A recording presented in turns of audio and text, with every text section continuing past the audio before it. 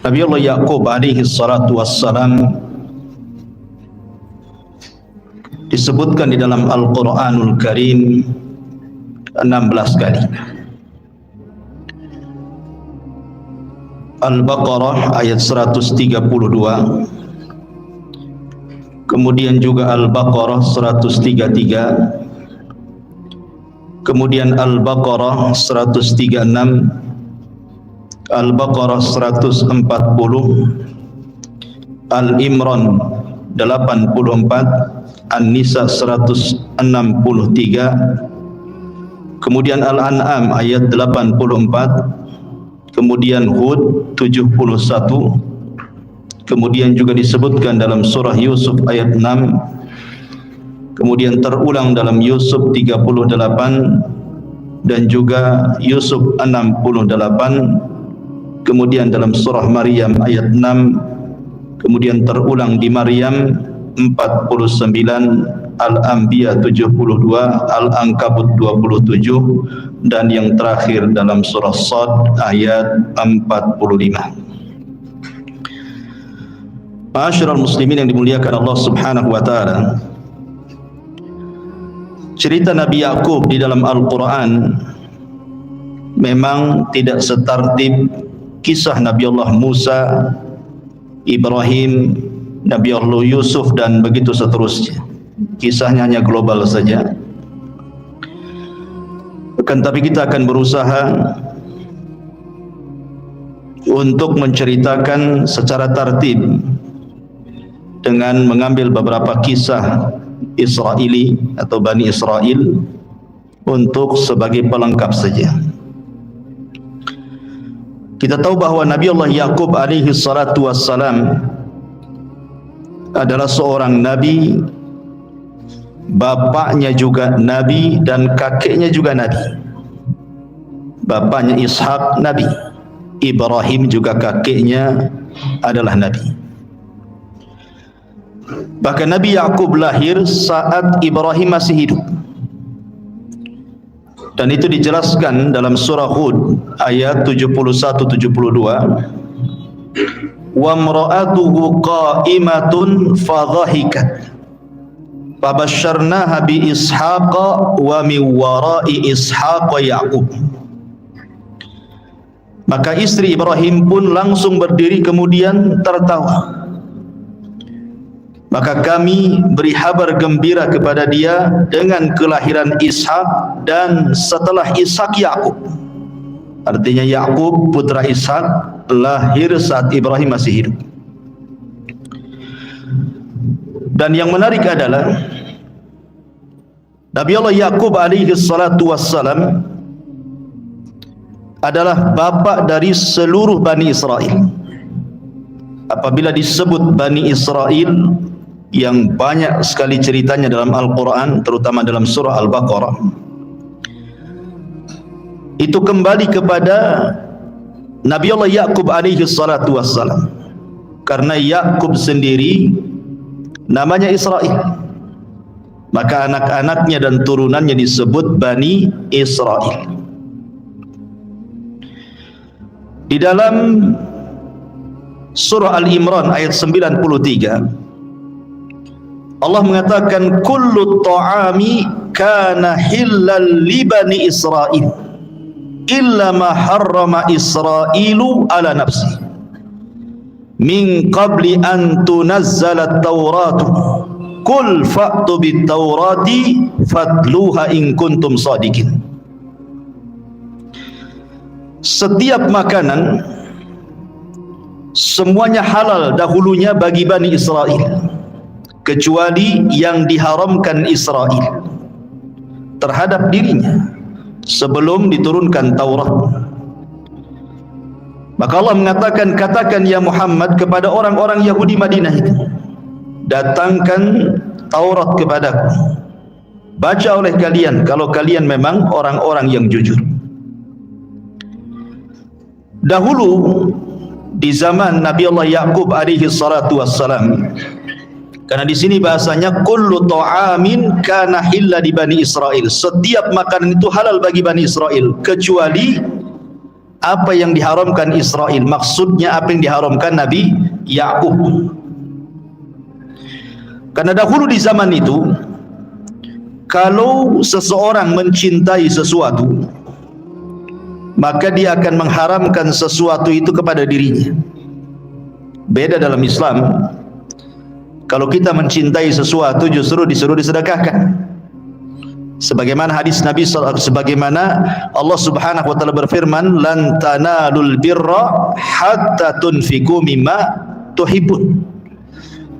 Seseorang tidak mungkin sampai level albir, amal soleh tertinggi, sampai mampu menginfakkan harta yang dicintainya.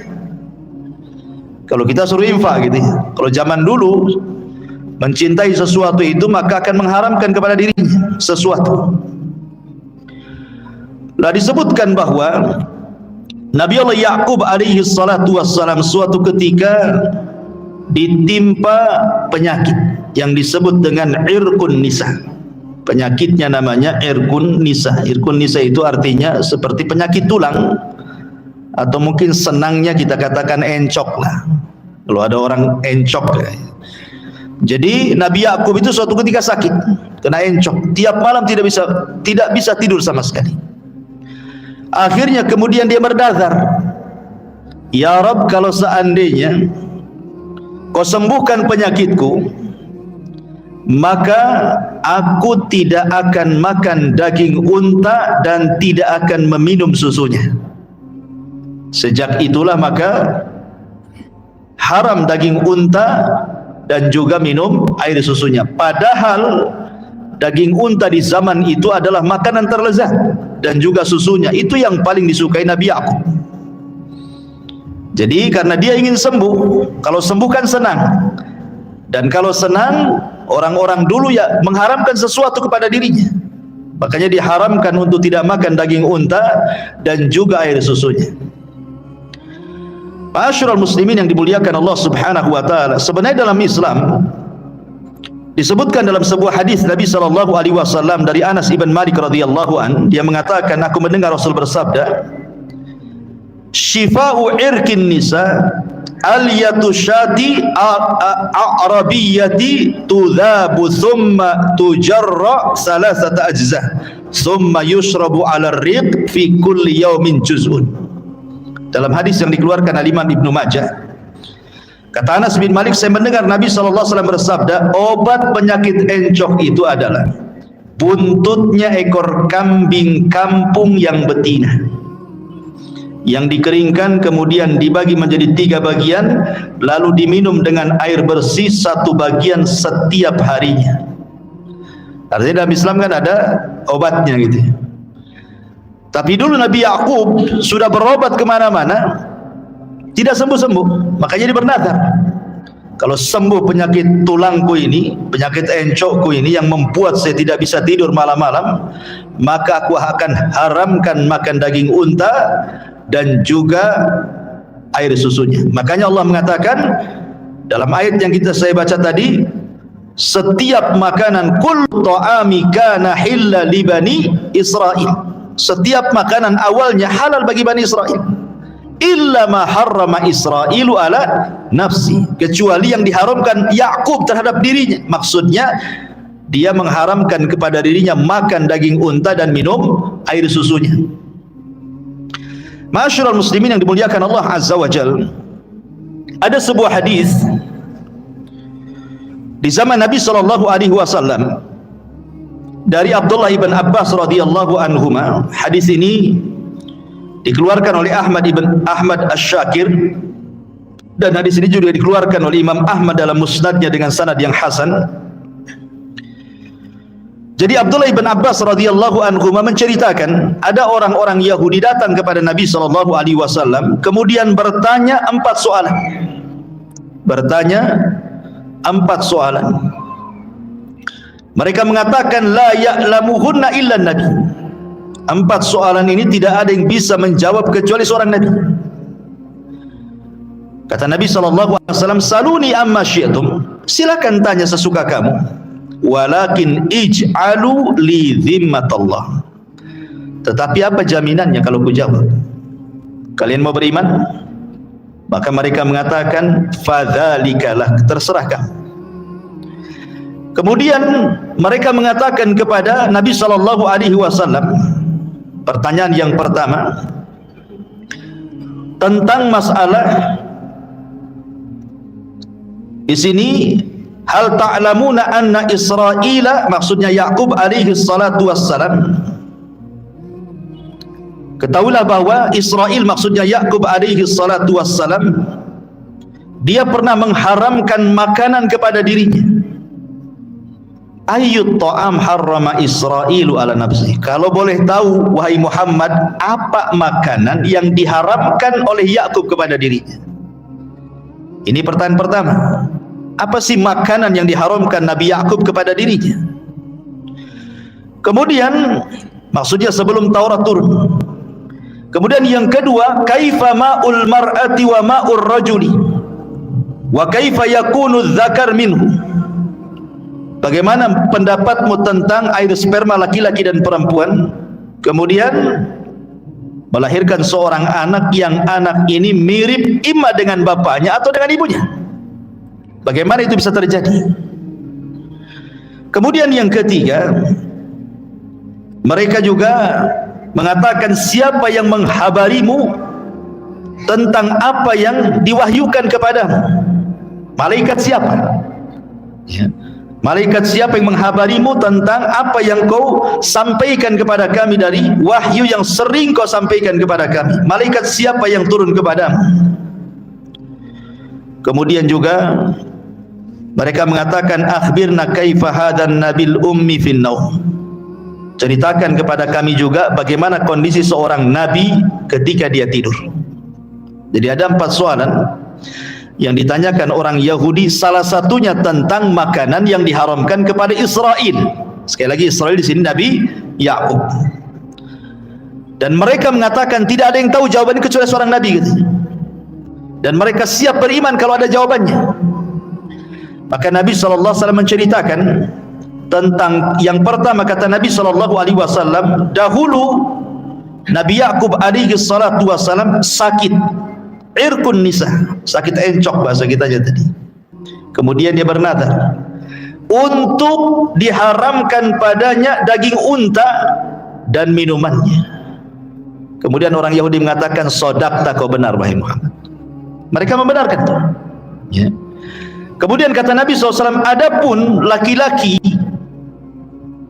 dan juga perempuan yang menikah kemudian punya anak, terkadang mirip bapaknya, terkadang mirip ibunya, maka tergantung sperma mana yang mendominasi. Kalau yang mendominasi sperma laki-laki, maka mirip dengan bapaknya. Kalau yang mendominasi sperma perempuan, ya mirip dengan ibunya. Yang bahaya itu kalau mirip dengan tetangganya, itu yang bahaya. Ya. Kemudian yang ketiga, seorang nabi itu memang tidur matanya, tapi hatinya tidak tidur. Kemudian yang terakhir, adapun yang menghabari diriku tentang wahyu adalah Jibril. Ketika yang terakhir Rasul mengatakan Jibril, dia mengatakan itulah malaikat yang merupakan musuh kami, katanya. Karena engkau dapat dari Jibril, kami tidak terima, katanya. Kalau kamu dapat dari Mikail yang menurunkan hujan, kami terima, karena Jibril ini tukang perang, katanya. Karena yang mengazab kaum-kaum dulu kan biasanya ngutus Jibril. Bahkan dalam perang Badar juga Jibril terlibat kan. Akhirnya turunlah ayat kepada Nabi SAW, kul man kana aduwwa li Jibril fa innahu nazzalahu ala qalbika biidznillah. Katakan, siapapun yang memusuhi Jibril, maka Jibril telah menurunkan kepada hatimu wahyu dari Allah dengan izin Allah Subhanahu wa ta'ala. Ketika mereka mendengar Jibril, mereka mengingkari janji mereka. Kan di awal mereka mau beriman. Gara-gara kemudian mendengar Jibril, mereka enggak mau, katanya. Itu Jibril musuh kami, katanya. Ya. Tapi syahidnya di sini apa? Kalimat Israil. Mereka kan bertanya, apa makanan yang diharamkan Israil? Maksudnya Israil di sini adalah Nabi Allah Yaqub alaihi salatu wassalam. Jadi seolah-olah ketika orang-orang Yahudi di kota Madinah itu kan banyak mengharamkan makanan yang seharusnya halal gitu ya. Contoh umpamanya Allah Subhanahu wa taala berfirman di dalam surah Al-An'am, wa 'alal ladzina hadu harramna kulla dhi dhufrin wa minal baqari wal ghanami harramna 'alaihim shuhumahuma illa ma hamalat duhuruhuma aw al hawaya aw makhtalata bi admin dzalika jazainahum bi baghihim wa anna lasadiqun. Dan kepada mereka orang-orang Yahudi kami haramkan semua hewan yang berkuku, dan kami haramkan kepada mereka lemak sapi dan domba kecuali yang melekat di punggungnya atau yang dalam isi perutnya atau yang bercampur dengan tulang. Demikianlah kami menghukum mereka orang Yahudi karena kedurhakaannya, dan sungguh kami maha benar akan itu. Jadi orang-orang Yahudi itu ketika kemudian turun ayat ini, lihat, Allah banyak mengharamkan gara-gara kemaksiatan kalian. Oh, bukan. Allah mengharamkan makanan-makanan itu sejak dulu, sejak zaman Yakub, sejak zaman Ibrahim katanya. Kata mereka. Maka Nabi SAW mengatakan, dusta kalian. Kalau memang makanan-makanan itu diharamkan sejak dulu, fa'tu bit Taurah. Datangkan Taurat kepadaku. Fa'tuha bit Taurah fatsluha. Sekarang baca, kamu yang baca, enggak usah saya, kata Nabi. Ketika mereka membaca Taurat, rupanya makanan-makanan itu tidak diharamkan kepada mereka kecuali karena kemaksiatan mereka, bukan karena Nabi Ibrahim alaihi salatu wassalam ataupun Nabi Yakub. Yakub itu hanya mengharamkan daging unta saja dan juga air susunya, tapi setelah turunnya Taurat dimansuh. Tapi mereka ingin berdusta kepada Nabi SAW. Begitulah Yahudi, mereka suka menutupi ilmu dalam Taurat mereka untuk keuntungan dunia mereka. Sama dengan kisah ketika ada dua orang yang berzina dari kalangan Yahudi kemudian datang kepada Nabi, karena mereka kan masih terikat dengan perjanjian dalam piagam Madinah. Mereka datang kepada Nabi. Kemudian Nabi SAW mengatakan, bagaimana menurut Taurat kalian, ada nggak hukum rajam? Mereka mengatakan tidak ada.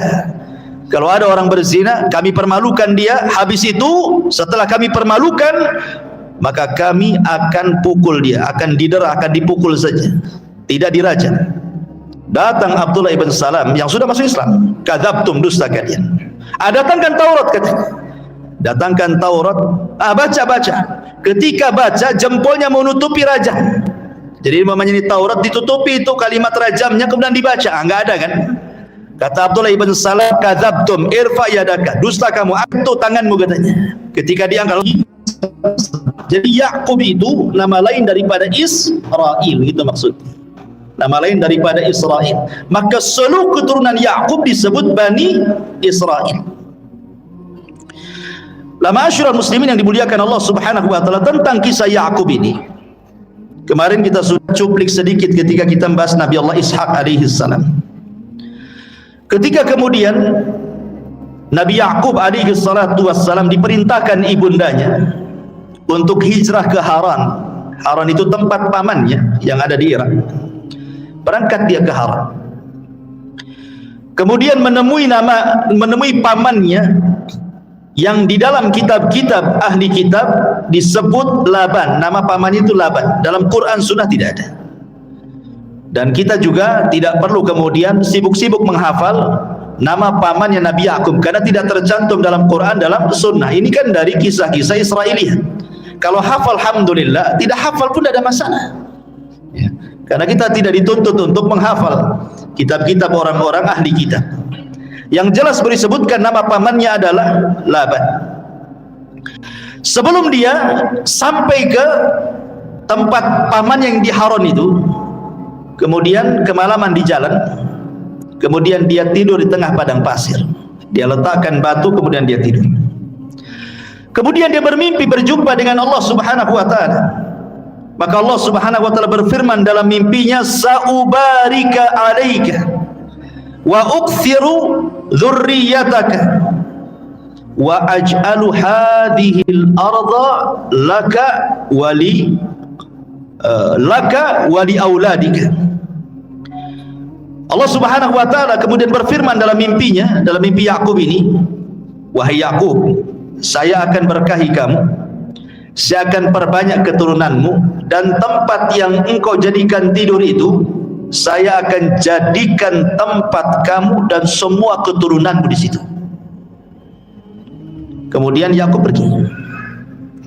Sebelum pergi, dia tandai tempat tidurnya itu, ditandai kan, ditandai. Pokoknya nanti kalau pulang, nanti dia akan ke situ lagi. Berangkat dia ke Haran. Sesampainya di Haran, dia berjumpa dengan pamannya dan bekerja menjadi penggembala kambing. Ini menunjukkan bahwa ma min nabiyyin illa wara'al ghanam. Tidak ada satupun nabi kecuali menjadi penggembala kambing. Termasuk engkau Rasul, termasuk nabi. Makanya ada istilah ahli sejarah itu, min ra'il ghanami ila riayatil umami. Nabi itu mulai dari jadi penggembala kambing untuk dijadikan pemimpin umat. Jadi bekal jadi pemimpin itu belajar dari kambing, itu maksudnya. Makanya bahasanya min ra'il ghanami ila riayatil umami. Dari menjadi penggembala kambing disiapkan untuk memimpin umat. Kambing dulu dipimpin, baru umat dipimpin, gitu. Jadi banyak pelajaran orang-orang yang menggembala kambing. Ya, betul-betul yang menggembala lah ya. Ya, bukan kita beli di Tamiang kandang, orang lain pula yang menggembalanya. Kita sendiri gitu. Nanti banyak faedah tuh kalau kita langsung bermuamalah dengan kambing itu. Baik, ma'asyiral muslimin yang dimuliakan Allah Azza wa Jalla, ketika dia bekerja dengan pamannya, rupanya dia naksir salah satu putri Laban ini, kan dua putrinya. Yang pertama namanya Lia dan yang kedua namanya Rahil. Lah yang cantik ini Rahil. Lia ini kurang cantik. Masalahnya Lia ini kakaknya, Rahil adiknya. Jadi akhirnya kemudian Nabi Allah Yakub minta kepada Laban, nikahkan salah satu putrimu Rahil kepada. Kata Laban, oh tidak bisa, langsung main dinikahkan. Ada syaratnya. Oh, syaratnya apa? Kau harus bekerja kepadaku 7 tahun. Seorang laki-laki yang gentle, kalau mengejar sesuatu yang diinginkannya, maka dia akan kejar itu. Laki-laki yang gentle kan seperti itu ya. Kalau sudah punya keinginan, kejar. Nabi Yakub alaihi salatu wasalam karena mencintai Rahil, dia mengejar Rahil. Mau 7 tahun, 7 tahunlah saya kerja, katanya. 7 tahun jadi penggembala kambing untuk pamannya. Setelah 7 tahun, akhirnya kemudian dia menuntut janji pamannya Laban ini. Kemudian dia mengatakan, wahai Laban, ya ammi, ya, kapan saya akan dinikahkan dengan putrimu ini? Kemudian tiba-tiba Laban mengatakan, baik, saya akan nikahkan engkau dengan putriku, tapi bukan dengan Rahil. Dengan siapa? Dengan Lia. Akhirnya kemudian Yakub mengatakan, ya ammi, ana uridur Rahil, saya tidak mau Lia, saya mau Rahil. Rahil kan cantik gitu. Itulah laki-laki kan. Laki-laki itu kalau memandang perempuan, dia pasti parasnya dulu. Ya kan, parasnya dulu, cantik tidak, gitu bahasanya. Kaya itu nomor berapa? Kalau perempuan terbalik, nggak perlu tampan, yang penting kaya. Itu kalau perempuan. Kalau laki-laki cantik dulu, molek, mau saya. Miskin tidak apa-apa. Kalau laki-laki itu, makanya juga nikmat di sorga, laki-laki itu lebih banyak dikasih perempuan, bidadari. Kalau perempuan tidak dikasih banyak laki-laki, satu saja antum kan itu ya. Tapi banyak kenikmatan yang Allah berikan kepada wanita karena fitrahnya wanita di dunia saja, bukan senang kepada laki-laki saja. Dia suka sandal, suka sepatu, suka tas, suka emas, suka kendaraan, semua suka. Laki-laki itu pakai baju seminggu baru ganti. Ma'asyiral muslimin yang dimuliakan Allah Azza wa Jalla, akhirnya kemudian dia bertanya, kok kamu ingkari janjimu? Maka Laban mengatakan, ya Yakub, laisa min sunnatina. Ini termasuk bukan sunnah kami di sini. An yatazawwaja sughra qabla al-kubra, katanya. Menikahkan adik sebelum kakak, enggak ada di sini. Kakak dulu baru adik. Rupanya sunnah ini pun masih ada di kampung-kampung tuh. ya kan? Nggak boleh adanya kawin dulu kalau kakaknya belum kawin katanya. Ini berlaku nih syariat di zaman itu gitu ya. Oh nggak bisa, bukan termasuk sunnah kami di sini. Kau harus menikahi kakaknya dulu baru adiknya gitu. Akhirnya kemudian dia mengatakan, tapi saya mau rohil. Oh nggak masalah, kau nikahi dulu Lia, nanti gampang itu rohil gitu. Menikahlah dia dengan Lia. Kemudian setelah menikah dengan Lia, dia mengatakan, wahai pamanku, saya ingin rohil. Maka Laban mengatakan, baik, saya akan nikahkan kau dengan rohil, tapi tunggu 7 tahun lagi. Kau bekerja 7 tahun lagi kepadaku, habis itu ku nikahkan rohil dengan kamu.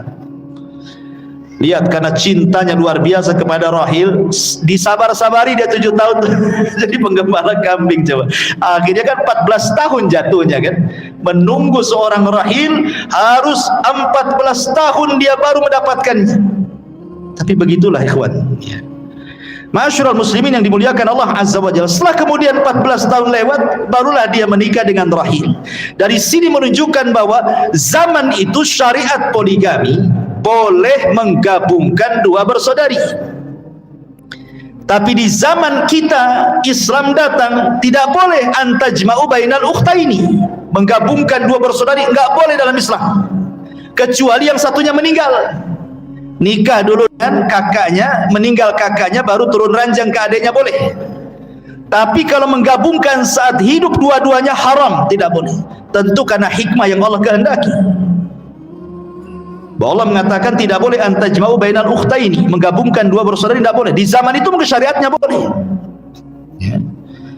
Ma'asyiral muslimin yang dimuliakan Allah Subhanahu wa taala, akhirnya kemudian Nabi Allah Yakub pun akhirnya melengkapi selama 14 tahun, kemudian digenapkan selama 20 tahun dia tinggal bersama mertua dan dengan dua istrinya, Rahil dan juga Laban, Lia. Allah takdirkan ikhwatu fiddin yang dimuliakan Allah Azza wa Jalla, Lia ini memiliki 4 keturunan. Memiliki 4 keturunan. Sementara Rahil yang selama ini wanita dicintainya tidak lahir-lahir keturunan. Akhirnya kemudian seorang wanita, wajar dia akan sedih. Akan sedih apalagi dia dipoligami kan begitu ya. Tengok madunya banyak anaknya, pasti tentu seorang bapak akan lebih cinta dengan anak-anak dari istri madunya kan gitu. Seperti kisahnya Ibrahim dengan Hajar. Ketika Hajar punya anak, cemburulah ini Sarahnya.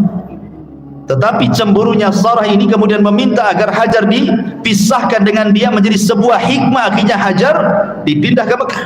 Jadilah Mekah hari ini. Lah ini juga kasusnya sama. Akhirnya kemudian Rahil pun karena dia cemburu dengan Lia, dia hadiahkan budaknya. Satu budaknya dihadiahkan kepada Ibrahim alaihi salatu wassalam. Kemudian melihat bahwa Rahil menghadiahkan budaknya, oh Lia pun sama, dia tidak mau kalah, dihadiahkan juga budak perempuannya. Maka digaulilah dua budak ini, rupanya masing-masing punya 2 putra, baik dari budaknya Lia ataupun budaknya Rahil. Rahil tidak kunjung punya anak. Subhanallah, makin sedih dia. Budaknya sudah punya anak 2, budak dia sudah punya anak 2, dan budaknya dia sudah punya anak 2, dia masih tidak punya anak juga. Subhanallah. Akhirnya dia berdoa kepada Allah Subhanahu wa taala, terus berdoa. Subhanallah. Allah Subhanahu wa taala rahim. Nabi Allah Zakaria alaihi salatu wassalam tidak putus asa berdoa untuk punya keturunan. Akhirnya dianugerahi Yahya ibn Zakaria.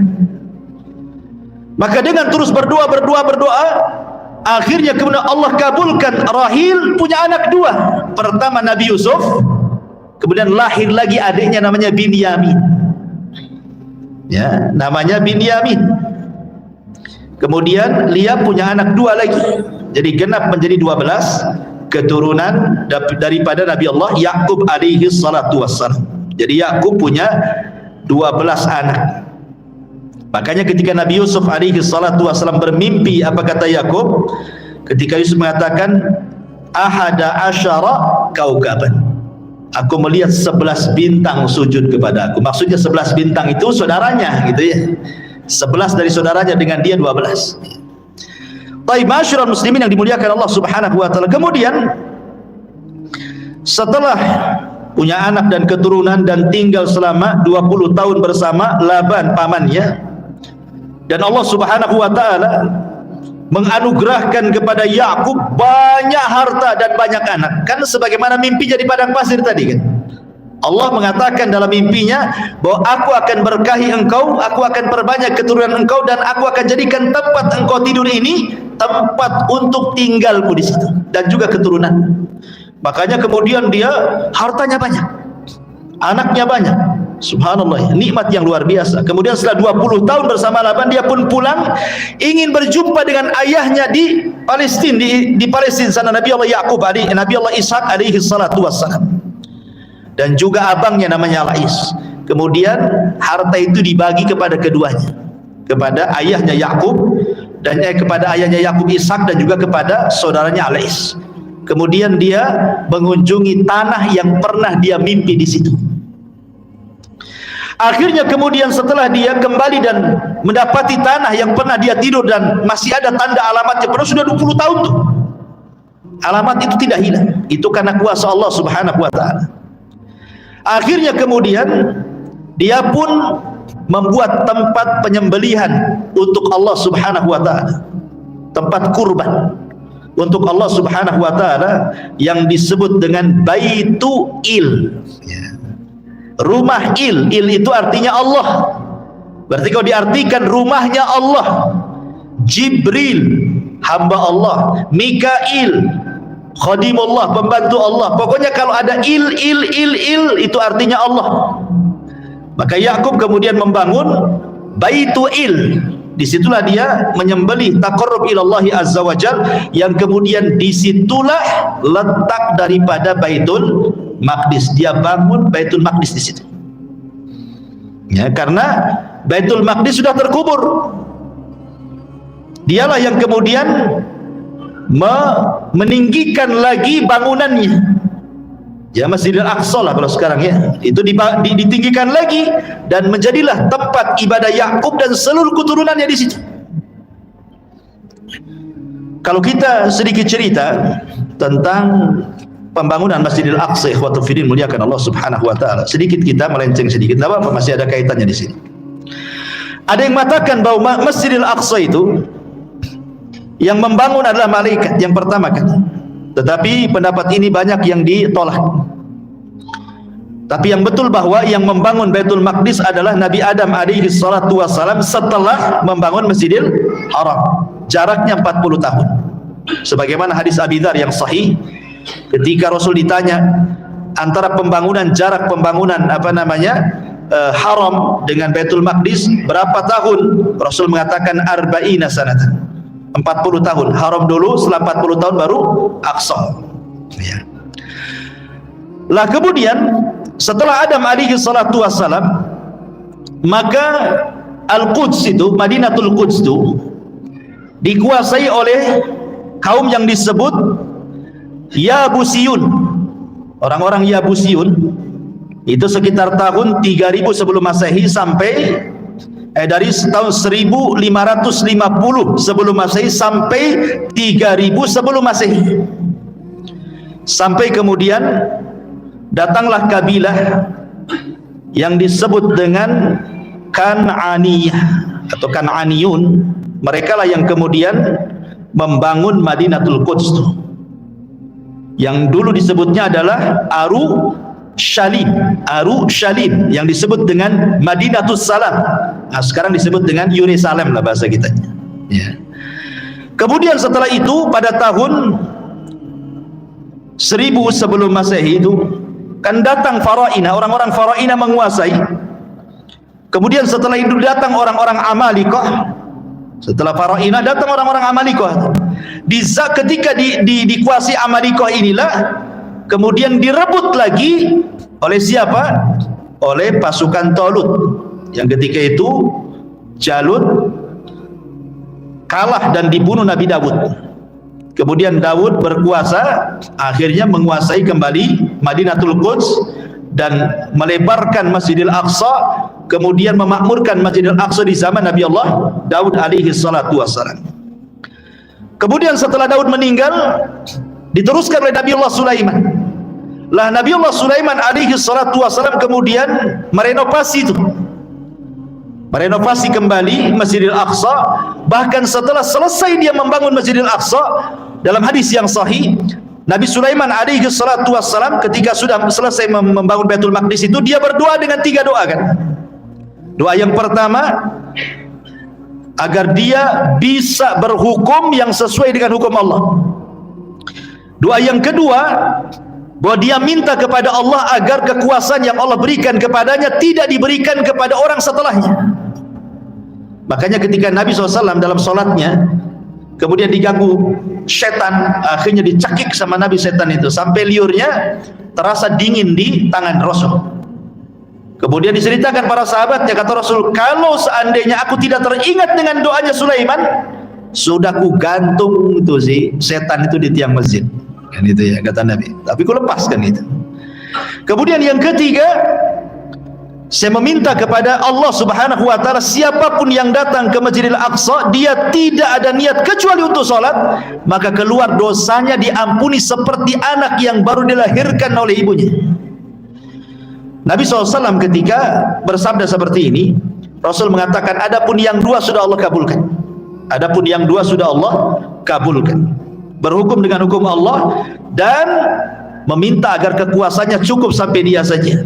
Jangan ada orang yang berkuasa setelahnya seperti Sulaiman. Adapun yang ketiga, semoga, kata Nabi SAW, wa arju an yakuna qad u'tiya tsalitsah, dan aku hanya mengharap bahwa yang ketiga sudah diberikan. Karena Rasul kan pernah sholat di Masjidil Aqsa gitu kan. Mudah-mudahan yang ketiga juga dikasih. Jadi saya sudah pernah sholat di situ, jadi keluar seperti anak yang melahirkan kan, itu maksudnya. Ya.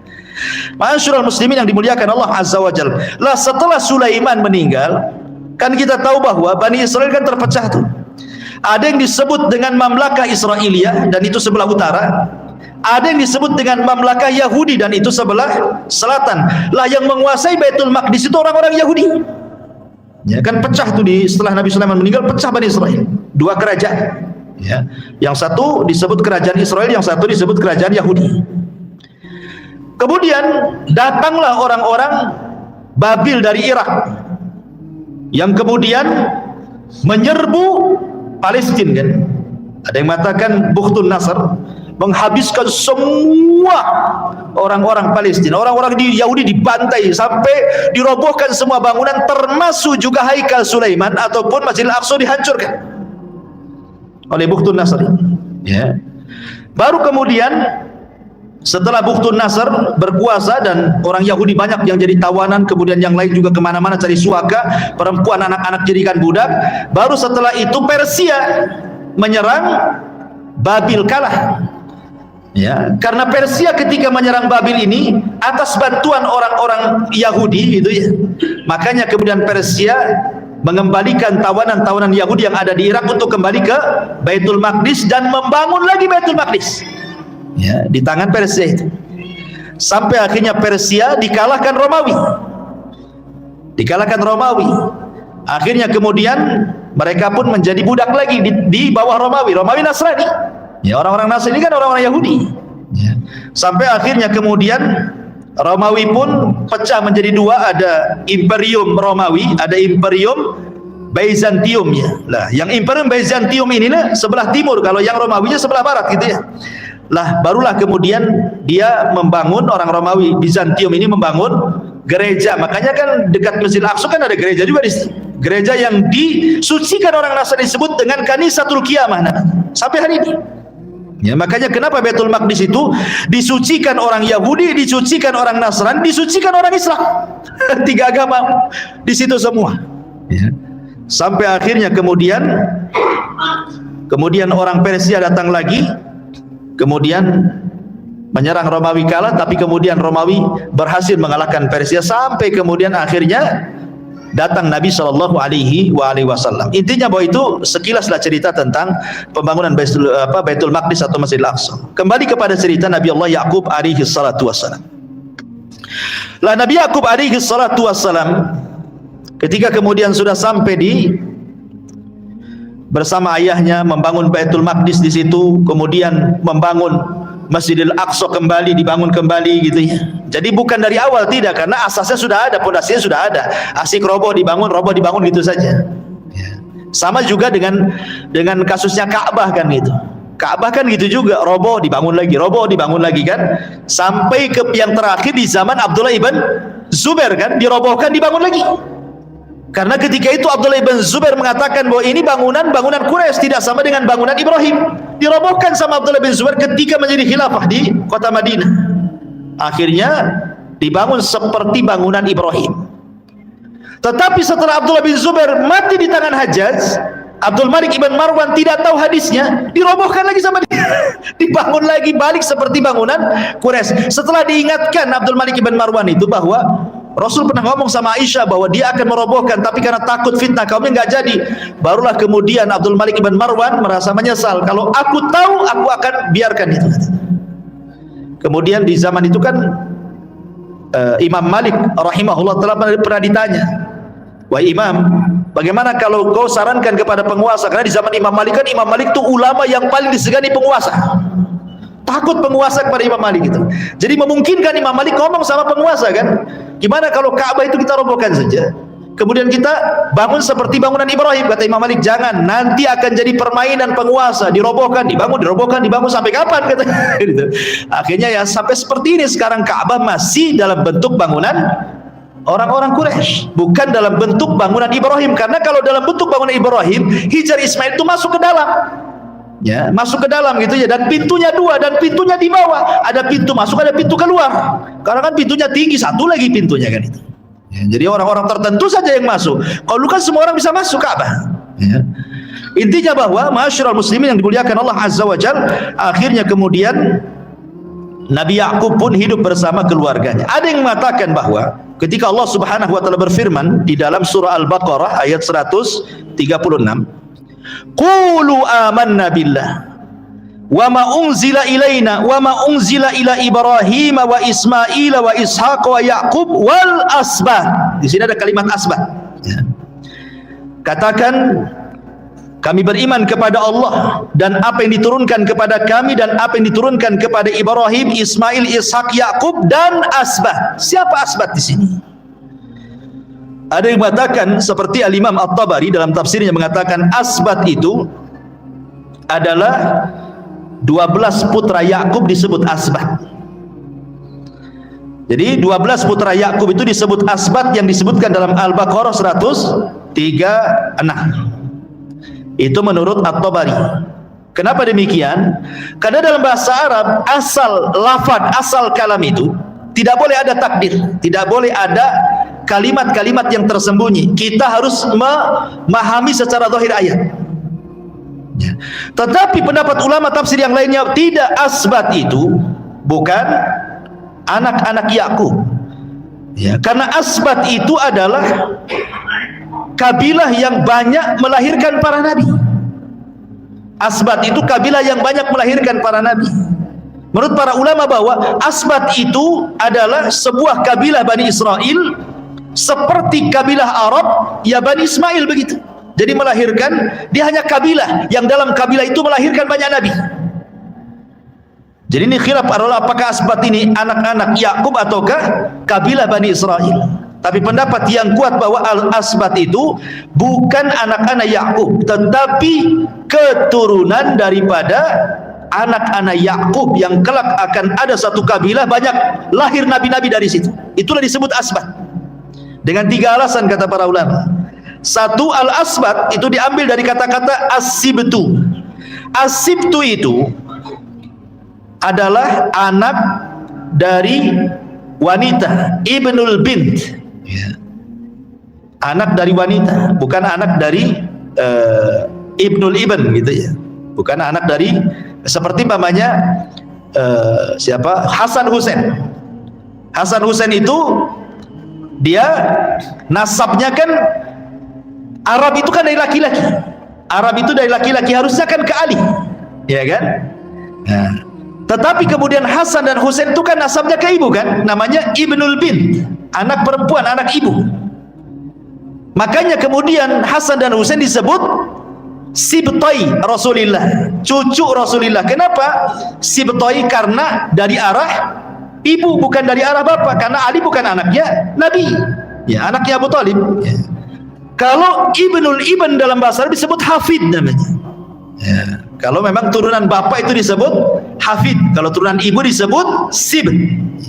Anak-anak Yakub tidak pantas disebut al-asbat, karena memang turunan daripada Yakub, laki-laki, ya kan? Ini satu bantahannya. Yang kedua, tidak ada dalil yang mengatakan asbat itu adalah anak-anaknya Yakub. Kemudian yang paling kuat dalilnya adalah asbat itu kan banyak para nabi yang keluar dari situ. Sementara anak-anak Yakub itu tidak ada sifat-sifat kenabian kecuali Yusuf. Buktinya apa? Buktinya yang mencelakakan Nabi Yusuf, saudara-saudaranya dicemplungkan ke sumur, kan itu. Ada pemikiran untuk dibunuh, ada pemikiran untuk dibuang ke hutan, dan begitu seterusnya. Ini bukan sifat nabi, bukan sifat al-anbiya, para nabi, kan itu. Makanya ulama tafsir mengatakan al-asbat itu yang sahih, dia adalah keturunan Yakub, bukan anak-anak Yakub. Yang nanti ada sebuah kabilah namanya asbat, banyak keluar para nabi dari situ. Itulah yang dimaksud al-asbat pada surah Al-Baqarah 136. Ma'asyiral muslimin yang dimuliakan Allah Subhanahu wa taala. Tetapi kemudian setelah Ishak meninggal dunia, ayahnya, kemudian Yakub pun dikaruniai banyak keturunan. Kemudian terjadilah apa? Terjadilah pembuangan atau rencana pembunuhan kepada Nabi Yusuf alaihi salatu wassalam. Kemudian mereka, saudara-saudara Yusuf itu kan berkilah, dia ngeles gitu ya, bahwa dia dimakan serigala, padahal jelas-jelas dicemplungkan ke sumur gitu ya. Tapi Yakub tahu. Lah sebab itulah Yakub menangis setiap hari sampai ibiyaddat ainah, sampai air mata yang keluar itu bukan bening lagi, jadi putih. Ada sebagian ahli tafsir mengatakan sebab itulah Yakub jadi buta. Ya. Kalau ada orang yang mengatakan bahwa macam mana seorang nabi tidak sabar akan kematian putranya, harusnya kan sabar dia kan. Dia kan nabi. Kok dia kehilangan anak sampai menangis setiap hari sampai kemudian buta umpamanya? Dia kan seorang nabi, harusnya dia sabar ketika kematian anaknya. Jawabannya kata para ulama tafsir, memang tidak ada hadis yang marfu sampai Nabi SAW, tetapi ada riwayat dari kalangan ahli tafsir mengatakan bahwa sebab menangisnya Yakub sampai dia buta setelah dia berjumpa dengan Nabi Yusuf ketika Yusuf sudah jadi penguasa di Mesir. Yakub ini baru bercerita, kan Yusuf bertanya, kenapa engkau sesedih itu wahai bapakku? Karena kehilangan aku, kata Yusuf. Maka Yakub mengatakan, ya Yusuf, sesungguhnya ketika engkau hilang dari pandanganku, aku takut engkau tidak berada di atas agama Islam sehingga aku tidak berjumpa lagi dengan engkau di sorga. Itu alasannya. Ya, jadi Yakub itu menangisi Yusuf karena dia kan tahu Yusuf ini memang anak yang dicintai oleh Yakub dari semua anak-anaknya. Walaupun semua anak Yakub, tetapi itulah Allah takdirkan terkadang ada seorang bapak melebihkan kecintaan kepada salah satu anaknya, kan begitu. Mungkin karena akhlaknya, karena agamanya, karena cerdasnya, karena baiknya, kan tidak tahu kita ya. Mestilah antum akan merasakan itu. Secara keadilan terkadang tidak adil ayah itu kepada anak, kan maksudnya perasaan cinta. Ya, itu tidak ada masalah. Kalau cinta kepada anak tidak adil itu tidak ada masalah. Sama dengan orang yang berpoligami, lebih mencintai salah satu istri tidak ada masalah. Seperti Rasul lebih mencintai Aisyah radhiyallahu anha dibandingkan istri yang lainnya, karena cinta itu tidak bisa diadili. Cinta itu perasaan. Makanya kenapa ketika kehilangan Yusuf, Yakub sampai menangis setiap hari. Jadi jawaban yang tepat wallahu alam bahwa menangisnya Yakub kepada Yusuf sampai dia buta itu karena itu alasannya. Ketika Yusuf bertanya kepada Yakub, kenapa kau sesedih itu wahai abah, wahai bapakku? Kata Yakub, bukan itu masalahnya. Ketika engkau hilang, aku takut kalau engkau tidak lagi beragama buyutmu, maksudnya Ibrahim, agama Islam, sehingga aku dan engkau tidak akan berjumpa lagi di sorga. Makanya aku sedih. Ya.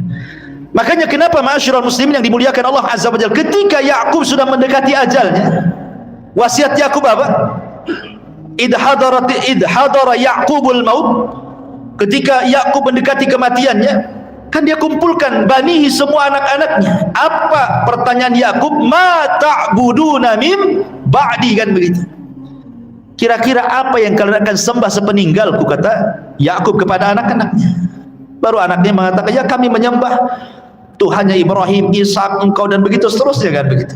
Tapi lihat bagaimana seorang nabi menanamkan tauhid kepada anak-anaknya. Karena itulah dakwah para nabi. Yang pertama didakwahkan adalah soal akidah, soal tauhid, soal tauhid, mengajak manusia untuk mengesahkan Allah Subhanahu wa taala.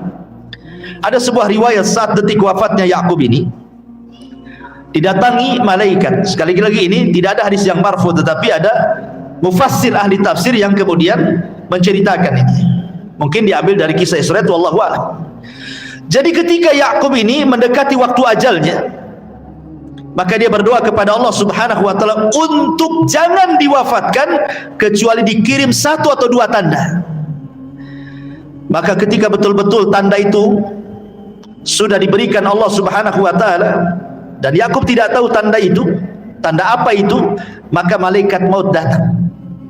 Kemudian Yakub bertanya, bukankah aku sudah meminta kepada Allah agar jangan engkau cabut nyawaku kecuali setelah Allah kirim tanda-tanda itu kepadaku? Kata malakul maut, Allah sudah kasih tanda 3 lagi kepadamu, katanya. Kata Yakub, apa itu? Kata yang malaikat maut, yang pertama, uban yang ada di kepalamu. Itu 1. Ingat, yang ada uban di kepala. Ini tanda yang pertama, uban di kepala.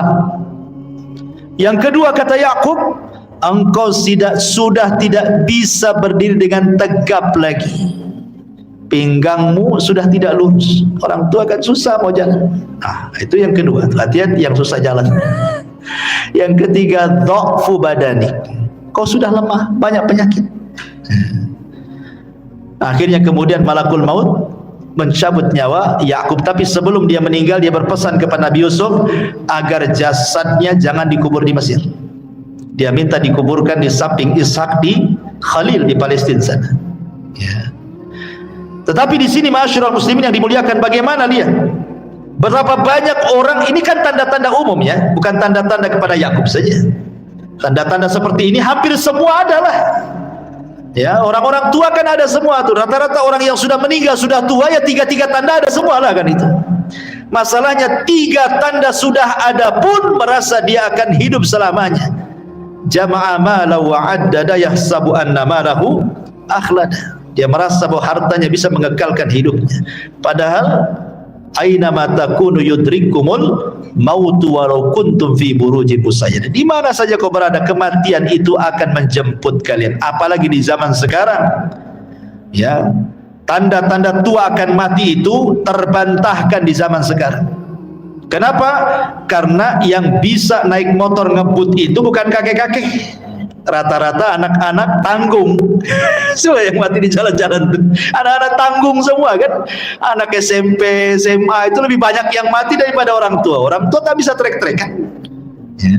Artinya bahwa tua itu bukan tanda kematian, walaupun tua sudah mendekati kematian. Karena buktinya anak muda banyak yang meninggal. Sama dengan sakit. Sakit bukan tanda kematian, tapi sakit mendekati kematian. Banyak orang sehat mati. Ya. Makanya di sini masyarakat ibrahnya bahwa kematian itu bukan di mana, tapi bagaimana caranya kita mati. Ya, caranya matilah di atas husnul khatimah.